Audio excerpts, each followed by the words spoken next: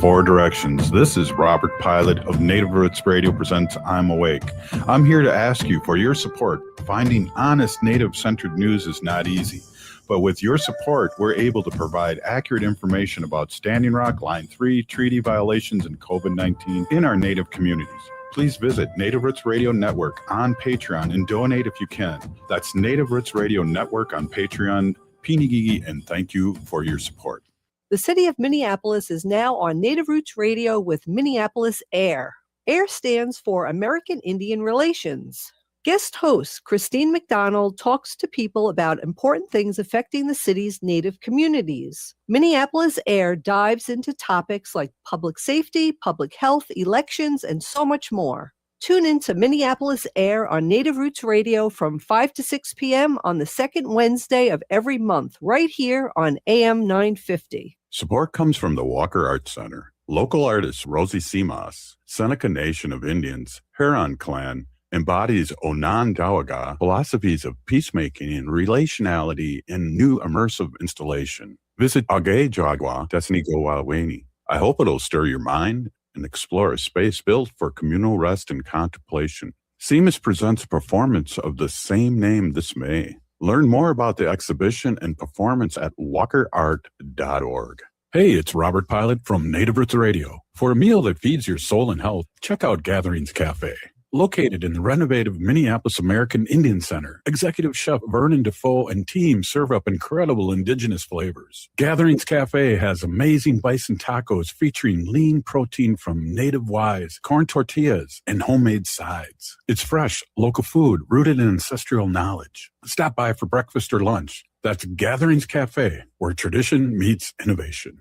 All My Relations Arts in Minneapolis invites you to experience Unchi Said So, a powerful new exhibition by Daniel C. Walker rooted in Native storytelling, collective identity, and community. Join us for the opening reception Friday, April 10th from 6 to 8 p.m. Through bold portraits and vibrant color, this work reflects generational knowledge, teachings passed down, and the significance of grandmothers in Native culture, reminding us that sovereignty begins at home. Plan your visit today at allmyrelationsarts.org. With your AM 950 weather, I'm Patrick Lilia. Tonight, rain snow mix possible with a low of 26. Then Friday, rain and storms possible with a high of 42. The Great Wall has been your home for Chinese favorites since 1981. Don't miss the sesame chicken, mushu pork with Chinese pancakes, or Peking duck. Stop in at the restaurant on France Avenue and 45th Street along the Minneapolis-Edina City line, or check them out at greatwallrestaurant.us.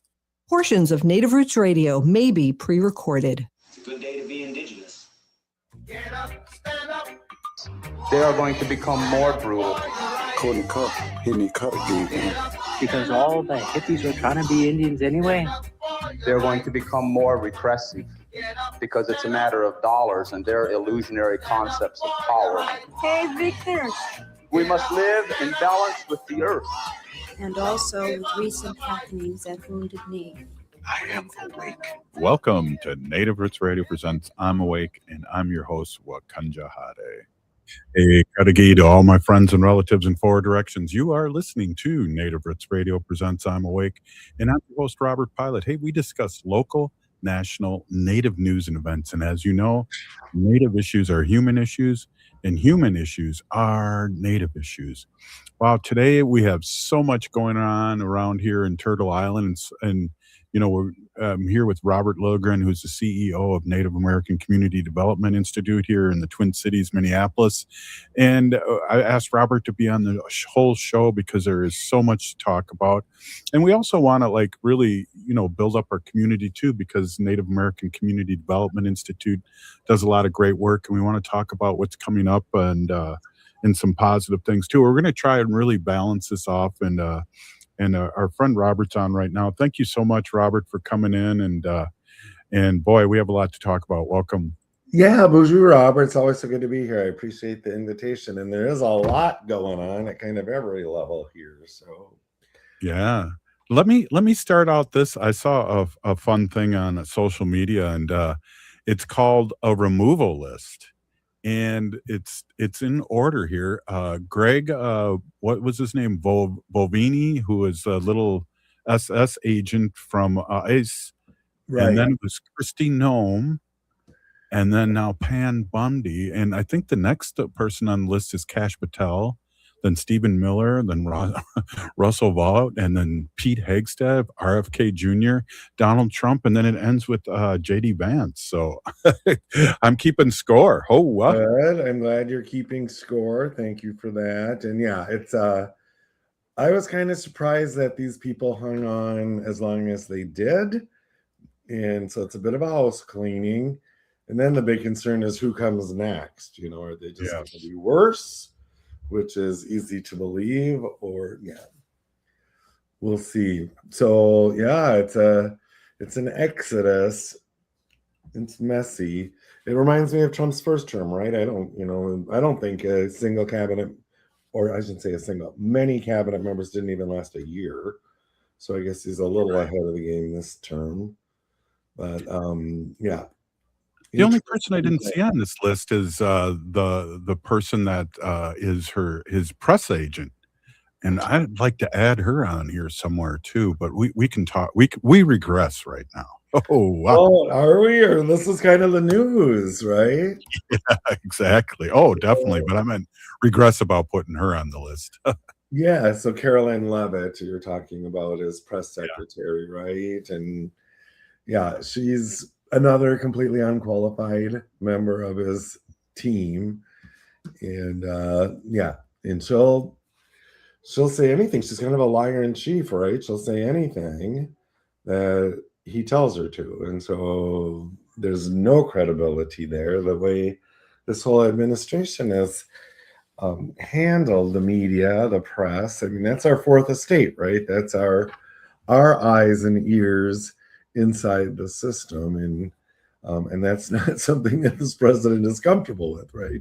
He doesn't want any eyes and ears watching what he's doing and commenting on it. So right. Well, and before I forget too, Robert, I want to talk, just back up a day, because there's so much thrown against the wall every day. But every day, the Supreme Court yesterday, and that show there was unbelievable, and asking Trump's lawyer if Native Americans were illegal aliens or not. I mean, he had birthright citizenship. Yeah, right? And he wasn't sure. Trump's attorney didn't know. I'll have to think about it, he said. There's something like that. It's like, really? What's to think about? I mean, first off, it's settled in law.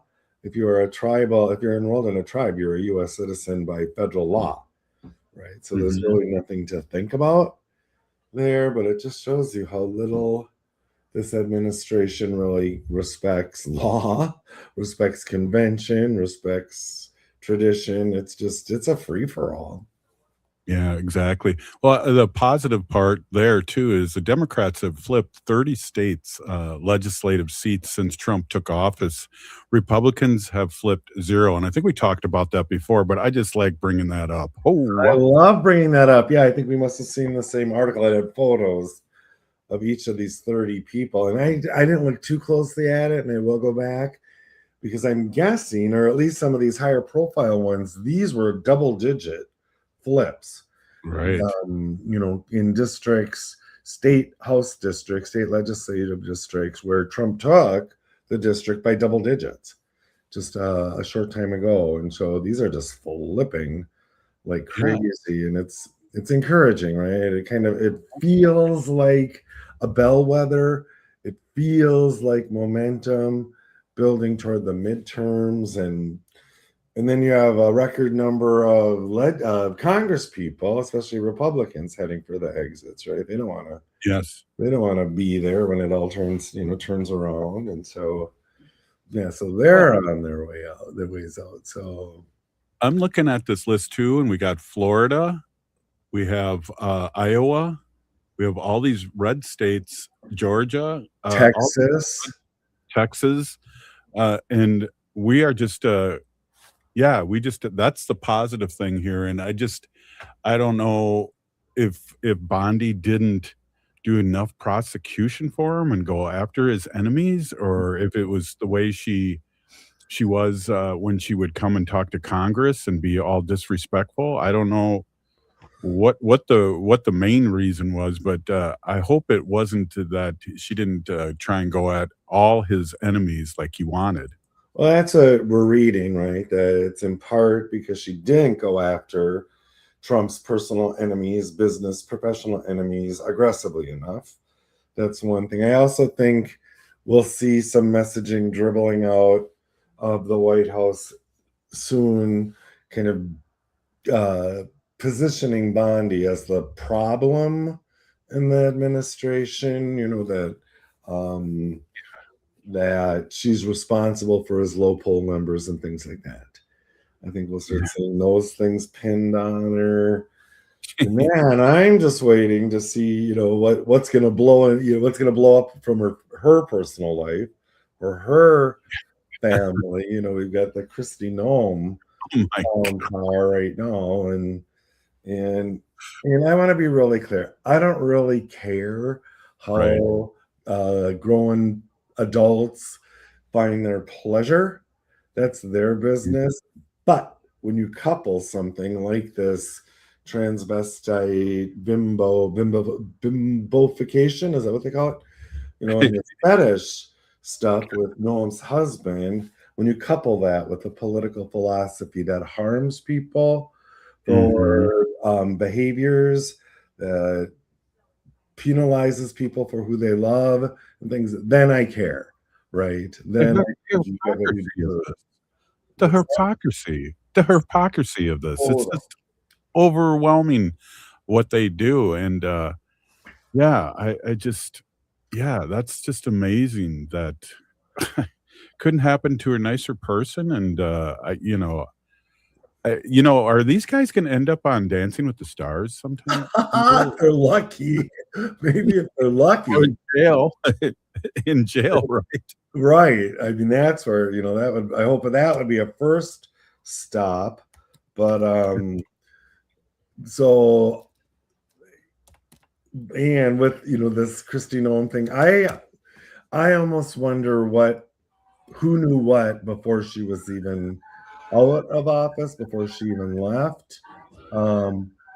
If they knew something like this was going to blow, so they kind of isolated her or whatever. But I gotta tell you, I'm just waiting for the other shoe to drop now. Stay tuned. Hey, right on. Hey, we were with our friend Robert Lilligren, CEO of Native American Community Development, and we're on the whole show. We have a lot to talk about. We'll be right back. This is Native Roots Radio.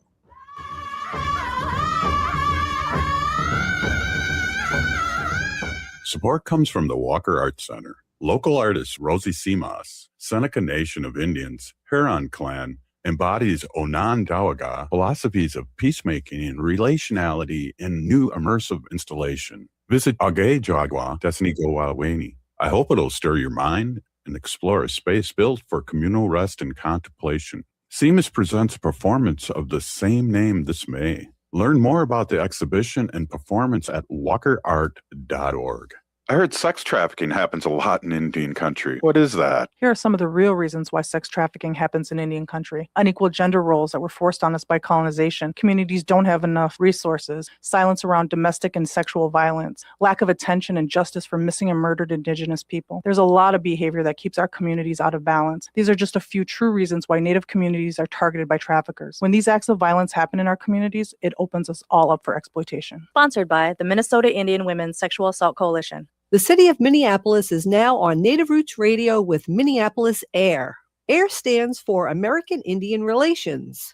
Guest host Christine McDonald talks to people about important things affecting the city's Native communities. Minneapolis AIR dives into topics like public safety, public health, elections, and so much more. Tune in to Minneapolis AIR on Native Roots Radio from 5 to 6 p.m. on the second Wednesday of every month, right here on AM 950. All My Relations Arts in Minneapolis invites you to experience Unchi Said So, a powerful new exhibition by Daniel C. Walker rooted in Native storytelling, collective identity, and community. Join us for the opening reception Friday, April 10th from 6 to 8 p.m. Through bold portraits and vibrant color, this work reflects generational knowledge, teachings passed down, and the significance of grandmothers in Native culture, reminding us that sovereignty begins at home. Plan your visit today at allmyrelationsarts.org.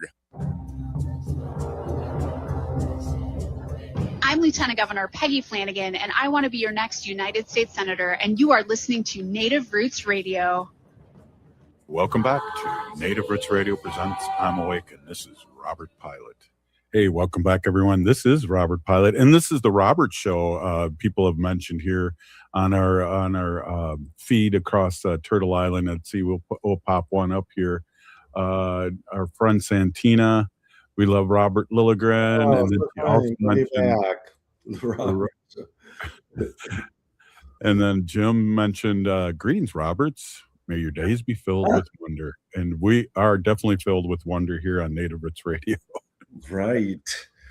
Well, where else do we go with this? Because you were, before the segment ended, we talked a little bit about Kristi Noem and not caring about what, people do. But I just think the hypocrisy of the Republican Party is just amazing. It's amazing. Amazing. Right. I mean, it's hard to be surprised anymore. This seems to be such a pattern, right? And if you look at the body of the criminals who participated in January 6th, right, who then Trump pardoned, blanket pardoned, most of them took it. I can only think of one that didn't. And now they're out. They're committing more crimes, more egregious crimes.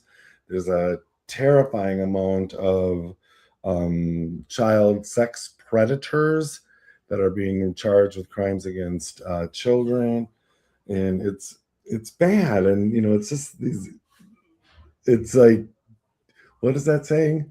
Do as I say, not as I do, right? And then your word, hypocrisy, it's undeniable. And sort of, where does it end, right? Where does it end? Yeah.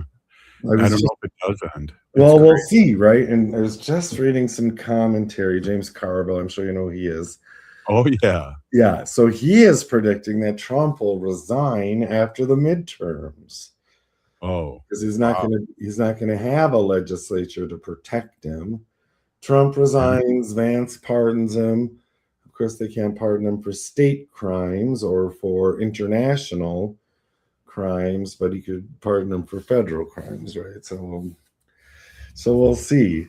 And but it's not going to be as fun for him when and if the Congress is controlled by the Democrats, right? He's not going to be able to get anything done. He'll be impeached for sure, right? And yeah. So we'll see. I thought that was a very intriguing perspective. Yeah, I remember him years ago with Clinton, and he's the one that kind of came in and woke him up and said, it's the economy, stupid. You remember that everyone was worried about it. And this last election with all the lies that about the economy, here we are, the worst economy. And we were looked at across the world as really having a great bounce back from COVID and all that. Mm-hmm. And just these lies, it's just, I wish, there's two things I wish, and maybe I'm missing it, Robert. One is I wish somebody in the Democratic Party would do a news conference. You'd have to do it every day and go and say all these things that he lied about. Because that 20-minute speech last night, I didn't even watch it, but I saw a few people post stuff about all the things he lied about. Right. And then I'd also wish that Democrats promise when they're running that they're going to convict these people. And I always love to say Nixon didn't go to jail, but his attorney general did. Right. And so you're exactly right. And so we'll see. And I think, as we get closer to the midterms, we'll probably see more of the kind of statements like you're promoting or you're advocating for out of the federal politicians, right? I think they don't really have a choice. And I think that message of, how we've been lied to and set a certain bill of goods, I think that's really going to resonate with voters this year. And, the economy, and it might be doing okay for ultra rich people, but for Right. normal people, it's not. And you can't tell us it is when we're in pain when we at the gas pump, and we're in pain at the grocery store, and we're in pain at the airports. Yeah. Tell us everything's okay and expect us to believe it. This, just give me more time. I think that wears thin, and this blame it on Biden. Yeah. Sorry. Oh This my is God, how long are they gonna do that? Well, one of the things I gotta just throw this out too, because I'm always amazed. And one of the things I was amazed of, Trump was able to play the TSA agents and give them back pay. Now, I'm sure that was illegal, but why didn't he do that 4 weeks ago? I mean, right. why didn't And I think the maneuver that he used isn't necessarily illegal, but the question is, if you could do that all along, why didn't you? Right. And the whole DHS, the Department of Homeland Security, and the hold up in approving the budget. And the Senate has done bipartisan efforts now twice to pass along bills that would restore funding to DHS. And House Republicans have not played along. And they could have just taken a quick vote. They convened today for 2 minutes, I think, but didn't take any action. The Senate sent them this bill about a week ago. The House didn't take any action. And at this point, it's like, why not? Why? They've carved out this little piece to fight over, which is TSA funding and Immigration and Border Patrol. Border Patrol funding, and so that could be carved out. The rest of DHS, including TSA, could move forward, but this idea amongst the Republican caucus and the House and the president that they just want to inflict maximum pain, right? Yeah. They don't want to govern; they just want to hurt people, and it's mean-spirited, it's un-American, and American people see that, right? I mean, you just see their base crumbling under them. The people who put Trump in office the second term are leaving him as quickly as they came to him for that election. The Secretary of State looks like he's been, I don't know, taken over by some kind of alien or something. The expression on his face every time you see him. Right. And it's an amazing thing. One of the things I really want to, and I say this to you, and I say this to all our guests here on Native Roots Radio. We're on progressive stations across the country here, and one of the things I really like is that we get our news from comedians now. Mainstream media has really normalized this in a bad way, and thank goodness we can have our conversation, Robert, and talk real. I agree. I appreciate it, and I probably shoot my mouth off a little too much in these conversations, but it's true. I mean, I get my two of my primary sources of news are comedy shows, right? Yeah. Stephen Colbert and Right. The Late Show, right? The Jon Stewart led Late Show, and it's otherwise news is so suspect. It's so stilted. CBS taken over by the MAGA group, and so it's hard.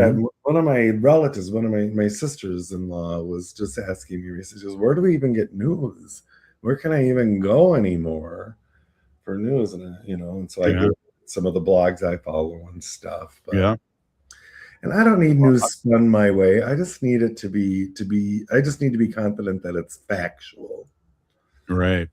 And Snopes is out there and all those groups. But I also, one of the things too, that really the mass media, mainstream media is not talking about is how, they got rid of the sanctions with Russia, with the oil sanctions, and Russia in the same breath is giving Iran, positions of where American soldiers are. And so how in the heck, and we have so many Native people that are in the service now. I mean, always have. Right. The highest serving population by percentage, right, is Indigenous people. And, Yeah, and I've always been kind of surprised at how willing the MAGA set is to embrace Putin because Trump embraces him, right? Yeah. So, okay, growing up, they were the enemy, right? That's how these are people of my generation, of our generation, that are kind of following along. And now I was not at all surprised to learn that Putin and Russia were sharing intel on American targets. And that's just a fact. And why would you keep promoting this kind of friendship partnership with a country that first off is our enemy and our avowed enemy, and now they're actually harming Americans and putting American lives at risk? And I don't get it. It makes absolutely no sense. Yeah, and they got something over on him. We know that they have to, because he's been going to Russia and borrowing money from Russia since the 70s when he was going bankrupt all the time. One of the things too that mainstream media is not talking about is there's like 5 huge banks now starting today that are taking in crypto money now, and that's an amazing thing. Just because before it was just thin air and you got this amount, and it wasn't. Now it's being transitioned through banks, and that's something that I have no idea, but that does not sound good to me. Right, yeah, and I don't really understand it, and I need to educate myself more, but I do know that it threatens then the US dollar as the global currency.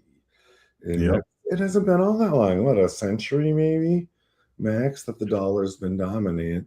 But little by little, we're losing our preeminence in the global society, and that seems to be the objective, right? We don't want to be the dominant power in the world. This president is willing to subjugate that for his own profit. Hey, we're here with Robert Lilligren, and we'll be right back. This is Native Roots Radio. Ho-wah! Support comes from the Walker Arts Center, an art space that's more than the spoon and cherry. Galleries celebrate contemporary visual art, including Indigenous artists like Edgar Heap of birds from the Cheyenne and Arapaho nations, and Jim Demeny from the Ojibwe Nation. Additionally, film screens, cinema, and performances are shown on stage. And the Walker is free every Thursday night and free every day for citizens and members of tribal nations. Learn more at walkerart.org. All My Relations Arts in Minneapolis invites you to experience Unchi Said So, a powerful new exhibition by Daniel C. Walker rooted in Native storytelling, collective identity, and community. Join us for the opening reception Friday, April 10th from 6 to 8 p.m. Through bold portraits and vibrant color, this work reflects generational knowledge, teachings passed down, and the significance of grandmothers in Native culture, reminding us that sovereignty begins at home. Plan your visit today at allmyrelationsarts.org. This is Chase Iron Eyes announcing a new show on AM 950, the progressive voice of Minnesota, powered by Native Roots Radio. The show is called Native American Patriot Talk Radio. What will we do on the show? We are going to explore and dive into the source of American constitutional sovereignty, the intersection of Native American and legal issues. Find us the first and third Tuesday of every month at 6 p.m. on AM 950. Support comes from the Walker Arts Center. Local artist Rosie Simas, Seneca Nation of Indians, Huron Clan, embodies Onondaga philosophies of peacemaking and relationality in new immersive installation. Visit Age Jagwa Desnigowaweni. I hope it'll stir your mind and explore a space built for communal rest and contemplation. Simas presents a performance of the same name this May. Learn more about the exhibition and performance at walkerart.org. When we heal from our traumas, When we face our fears, let go of our addictions, when we relearn our values, when we live our teachings, respecting our elders, cherishing and honoring our children, when we honor and take care of our spirit, there will be no room left for sexual violence. Sponsored by the Minnesota Indian Women's Sexual Assault Coalition. The city of Minneapolis is now on Native Roots Radio with Minneapolis AIR. AIR stands for American Indian Relations. Guest host Christine McDonald talks to people about important things affecting the city's Native communities. Minneapolis Air dives into topics like public safety, public health, elections, and so much more. Tune in to Minneapolis Air on Native Roots Radio from 5 to 6 p.m. on the second Wednesday of every month, right here on AM 950. Support comes from the Walker Arts Center. Did you know that the Walker has a cinema that shows film almost every week?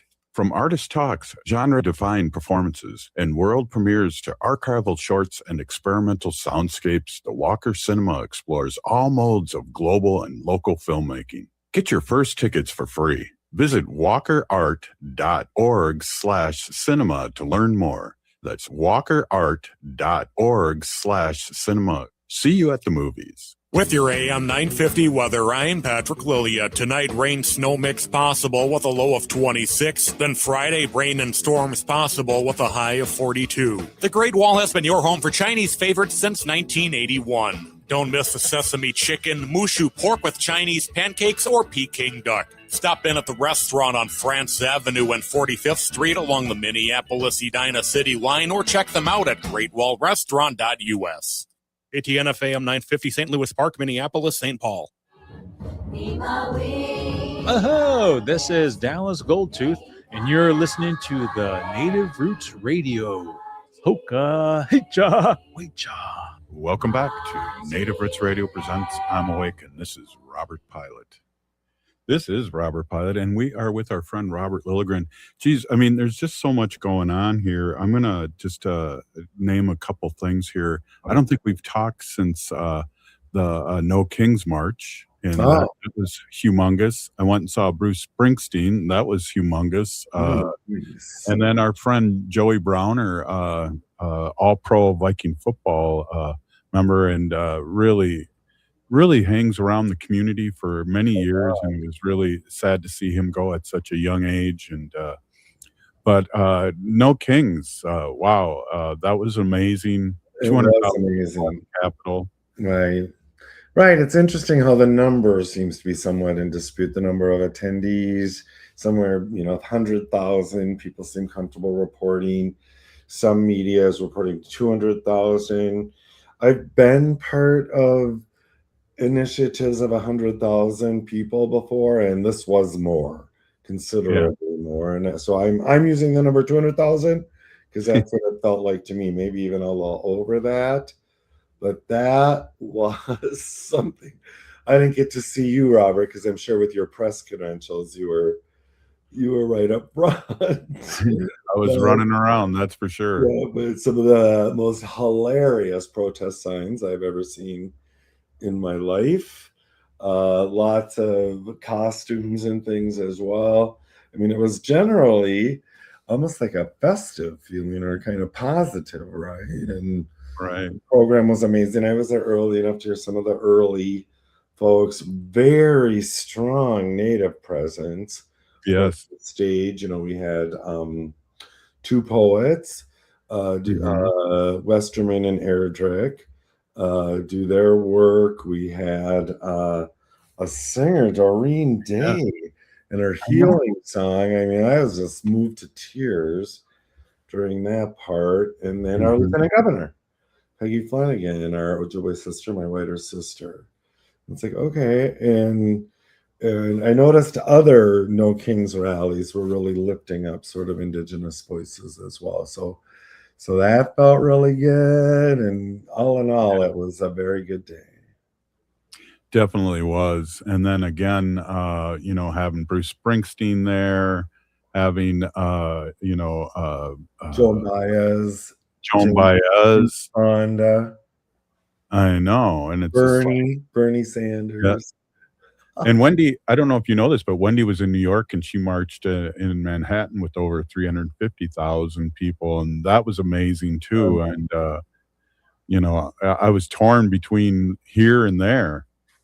Right. No, it was really something. World 8 million people protested, and it just makes it harder and harder for this president and his followers, the MAGA folks, to say, oh, it's just a disgruntled group, Trump derangement syndrome, which they obviously have, but There's It's like this is. I mean, you looked around; it was actually a fairly older crowd, at least Yeah. at the Minnesota No Kings rally, and just very mainstream. It's like, yeah, these people aren't fringe.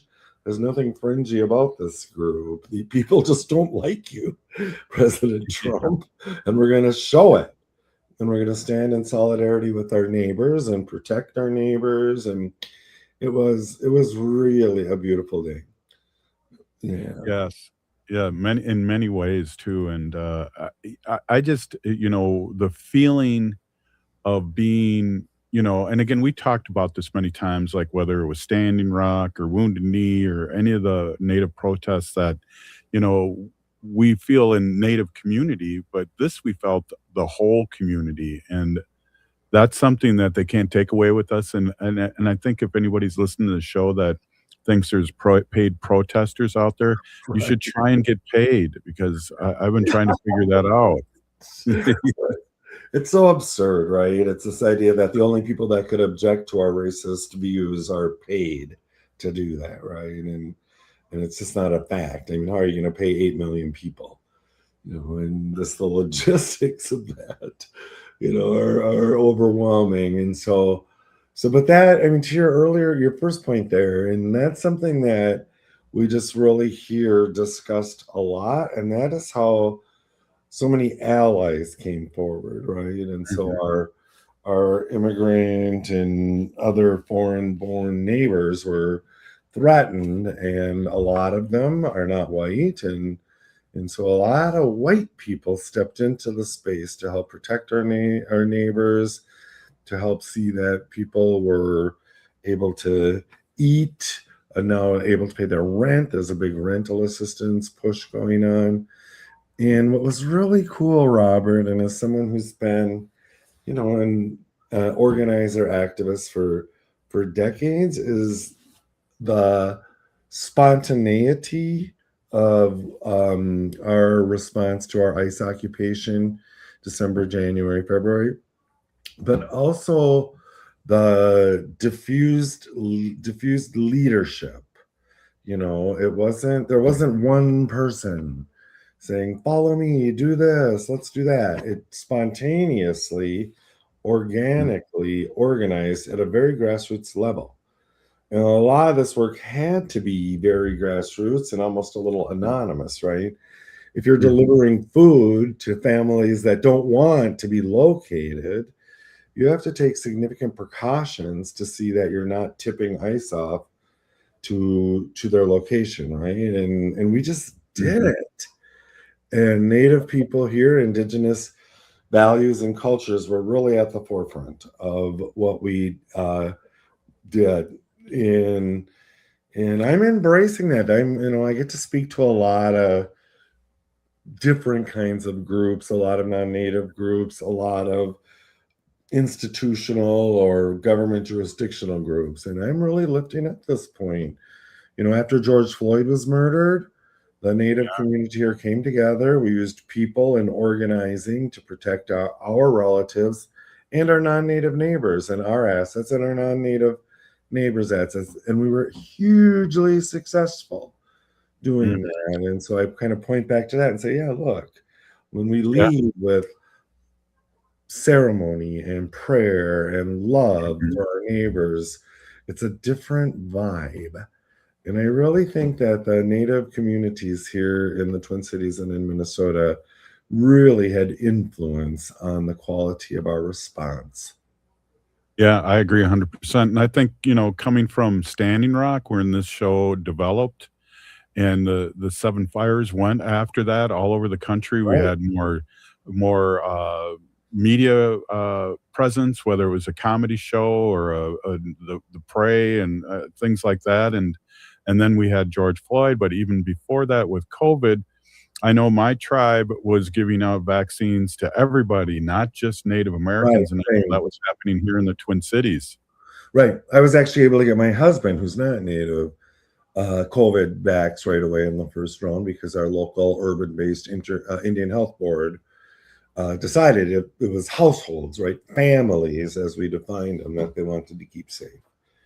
And so I was able to bring him in when you could hardly find vaccines. So it's just another good example of Native folks sort of taking care of themselves. And, this week I had the opportunity to present to a bunch of state commissioners. We have this body called the Minnesota Interagency Council on Homelessness, MITCH acronym.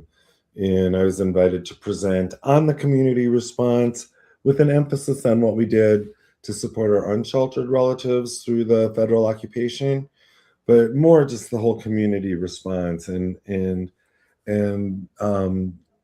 those folks were amazingly interested. They understood that something special came out of the Native community. Or the Lieutenant Governor herself was at NACDI, All My Relations Arts and Powwow Grounds, which was the resiliency hub, as we called it, for the protector movement, for observers, organizers, strategizing and things. And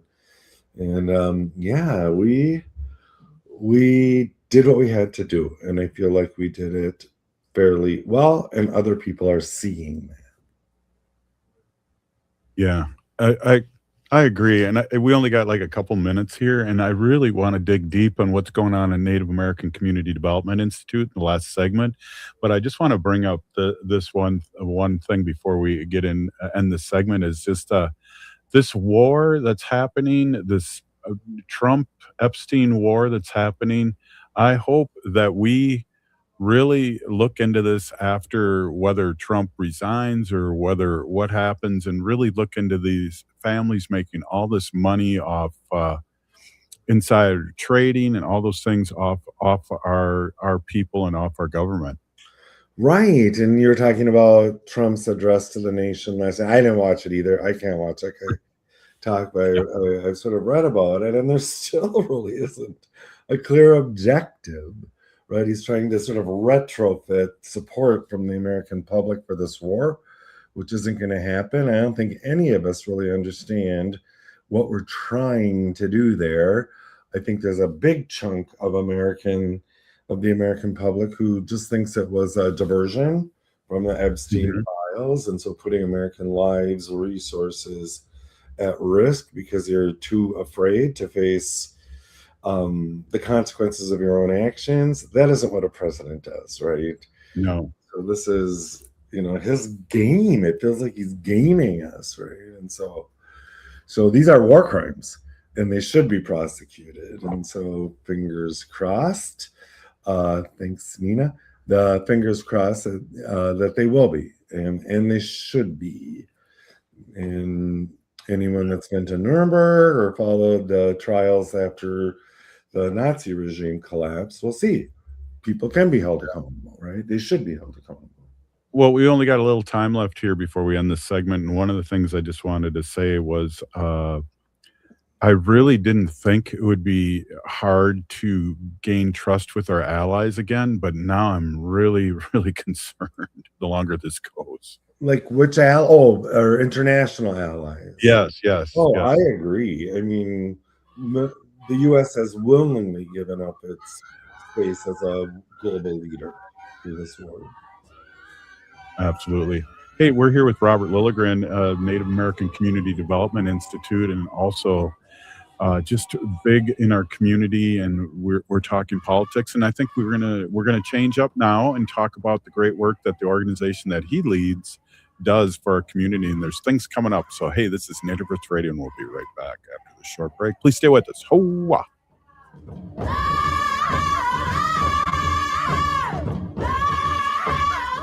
The city of Minneapolis is now on Native Roots Radio with Minneapolis AIR. AIR stands for American Indian Relations. Guest host Christine McDonald talks to people about important things affecting the city's Native communities. Minneapolis AIR dives into topics like public safety, public health, elections, and so much more. Tune in to Minneapolis AIR on Native Roots Radio from 5 to 6 p.m. on the second Wednesday of every month, right here on AM 950. Unwanted sexting or photos, inappropriate jokes, even tickling or wrestling can feel like a violation. Catcalling, cornering, or groping, getting them drunk or high for sex, recording sexual acts without permission, Hurting someone because of their sexual orientation, raping a family member, a child, a date, a friend, a stranger. Purchasing a human being for sex. You make the choice every single time. Sexual violence is many things. Make a choice. Do not do it. Sponsored by the Minnesota Indian Women's Sexual Assault Coalition. Support comes from the Walker Arts Center. Did you know that the Walker has a cinema that shows film almost every week? From artist talks, genre-defined performances, and world premieres to archival shorts and experimental soundscapes, the Walker Cinema explores all modes of global and local filmmaking. Get your first tickets for free. Visit walkerart.org/cinema to learn more. That's walkerart.org/cinema. See you at the movies. Hey, it's Robert Pilot from Native Roots Radio. For a meal that feeds your soul and health, check out Gatherings Cafe. Located in the renovative Minneapolis American Indian Center, Executive Chef Vernon Defoe and team serve up incredible indigenous flavors. Gatherings Cafe has amazing bison tacos featuring lean protein from native wise, corn tortillas, and homemade sides. It's fresh, local food rooted in ancestral knowledge. Stop by for breakfast or lunch. That's Gatherings Cafe, where tradition meets innovation. Hi, it's Dr. Evan Adams, and you're listening to Native Roots Radio. Hey, Victor, you better be listening.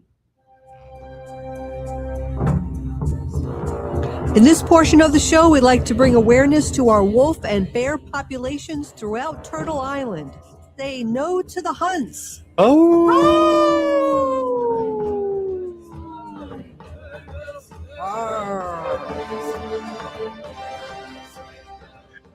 Hey, welcome back. This is Native Roots Radio. And Robert, I saw you howling, but you were on mute. So I got to get used to unmuting for that. I forgot all about it. Yeah, no problem. Hey, so love to get a update of what's happening. I think normal's a really, I don't know, it's a suggestive term, but things are kind of getting back to normal here in the Twin Cities, even though we still have close to 700 ICE agents running around in a smarter way. But things are kind of switching up there on Franklin Avenue, and you guys are one of the people that are leading the way there, along with the Minneapolis American Institute Center. But you guys are having things happening at the gallery, and always the coffee shops open, and things like that are happening. There is a lot going on in the community. Thanks for always being so considerate of that. And, you're actually promoting several of our upcoming events. So I don't feel like I have to do that, but we have a great show opening at All My Relations Arts. I can't wait. It's been a minute since we've had a show there. We canceled the show when the gallery and Powell Grounds Coffee Shop were acting as a resilience hub. So hopefully we'll be able to reschedule that artist. But this new show, Danielle Seawalker, Nunsi Said So, right? And so that opens on April 10th. And it's about grandmothers, the role women play in kind of shaping our lives and our culture. And I'm super excited about it. And I'm super excited to feel a little normalcy return to the gallery. She'll be on Native Roots Radio Monday live, and she'll be setting up at the All My Relations Art, but she'll spend a good half hour with us talking about it, what's happening. So I'm excited to meet her. She sounds like she has a lot of energy, and it'll be great. I am so looking forward to it, and great. I'm glad you're having on the show. They start the installation Monday of her show, so she'll be here helping to guide that, and so that's super exciting. And then in the interim, we had been doing some community activities sort of under the umbrella of healing, right? Because that space gets really intense. We've used it as a resiliency hub during the ICE occupation. We used it as a food distribution center, a pop-up food shelf during the George Floyd riots. We used it as a place for the Dakota leadership to meet during the hideous issue of the sculpture at the Minneapolis Sculpture Garden, the scaffolds. They met there. There's a certain intensity of that space, and there's this sense that it draws people in.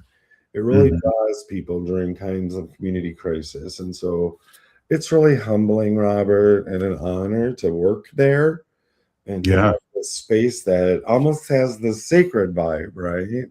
This urban Mhm. community center. And so it'll be good to get it back. So we had our we had an arts market where local entrepreneurs who were harmed economically by the occupation here and others could come together. That was really well received. I got some great stuff from some local entrepreneurs and artisans and authors. Marcy Rendon was there signing Yeah. copies of her latest book. So that was cool. But it's going to be an art gallery again starting on April 10th, and I'm very excited about that. So, and then we're moving into our Four Sisters Farmers Market season Oh, at yeah. NACDI. It's really one of the places to sort of see and be seen on the American Indian Cultural Corridor. So right now, we still have a call for vendors out. Folks can go to the NACDI website or the Four Sisters Facebook page.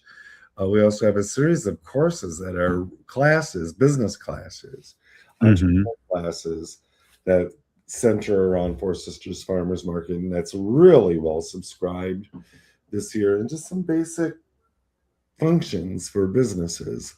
And Mhm. so that's exciting. Really looking forward to that. And then one thing I'm really excited about this, and I'm not sure I'm even going to be able to make it because I have conflicting meetings. But tomorrow is the Four Sisters Urban Farm Sugar Bushing Oh. Season Celebration. It's a pancake breakfast. Oh. So syrup that, we did maple sugar tapping for, I think this is our third year, but by far our largest event. Had a big community boil. We'll use that syrup to host a pancake breakfast tomorrow from 10 a.m. to noon at the Minneapolis American Indian Center. Wow. And there may be little gifts of syrup that we boiled for Oh. attendees, but I just love this, and it kind of reflects an event that happens in Kingfield neighborhood here in Minneapolis at King Park, which is kind of different from the vibe of our neighborhood. But they've been tapping for a while, and they've been doing a pancake breakfast, and so it feels good that we're doing one for our community in our community. It's going to be super cool. And like I said, I'm not 100% sure if I'm going to be able to make it, but I really want to encourage people, if you're free from 10 a.m. to noon tomorrow, to swing by the Minneapolis American Indian Center. It's a partnership Wow, with Dream of Wild Health as well. What a great organization too they are. As a matter of fact, I'm wearing their shirt right now. Oh yeah, it is. I have that shirt. It is their shirt. I love I it. like the shirt you have on now too. Oh yeah, Battlegrounds Coffee Shop. That's a great thing. Just the things happening all over the community. I'm going to be having a few people on tomorrow. Of course, State Senator Mary Kunesh will be on the show, but I pre-record that before the show because I'm going to be running out to the Twins game, so I good never for you. missed an Is it opener. Good for you. Yeah, never miss an opener. Okay. It might be crappy weather, but at least it's, we're Minnesotans. Right? Yeah. Well, we got tickets because I was trying to find somebody to go with me, and Wendy finally. Wendy's a baseball fan, but she doesn't want rain and cold, so we got the old Legends Club seats. So we'll be sitting inside and outside, So that sounds like fun. Yeah, we used to have season tickets too to the Twins. Oh wow, good for you. Got lots going on in the community, lots going on in the city as well. I love that you're at the Bruce Springsteen concert. He did come to the No Kings rally. He sang his Streets of Minneapolis ballad, and that was super moving there. It's just it's kind of intimidating that these instances that really demonstrate the world is really watching us here, right? We've done something here that other communities really want to learn how to emulate. Yes, and that's a good way. Robert, we only got like less than a minute. I'd love if, and I rarely do this, and I don't know why, but people get more information about Native American Community Development Institute. How do they find out these things that are happening, and how do they get plugged in? Yeah, so I would really steer people to our website, nacdmn.org. Right? Is that what? Oh, I better make sure I'm giving. Yeah, I'm sorry. It's just nacdi.org, nacdi.org. And that has, a lot of info, but also our Facebook pages. So NACDI's Facebook page, Four Sisters Farmers Market, Four Sisters Urban Farm, All My Relations Arts, and Make Boating a Tradition. And then if folks are looking for a little bit more context about what's going on in the community, I'd really encourage you to go to the Metropolitan Urban Indian Directors website, or really the Facebook page. So it's MUIDMN, mudmn.org. And we're getting really good. Indian Month is coming up in May. Yeah. I'm just kind of capturing all of these events. It's a great place to get a sense of what's going on in the community. A big Pinagigi, Robert Lilligren. Thank you so much. This went too fast. We were worried we didn't have enough to talk about. We have plenty to talk about. Just put a quarter in me and I'll keep talking. Oh no, you did great. I appreciate it. It is talk radio, so that's an asset. Hey, we are still here. We are the seventh generation. We'll see you tomorrow. This is Native Roots Radio. If the statistics say that 1 in 3 Native women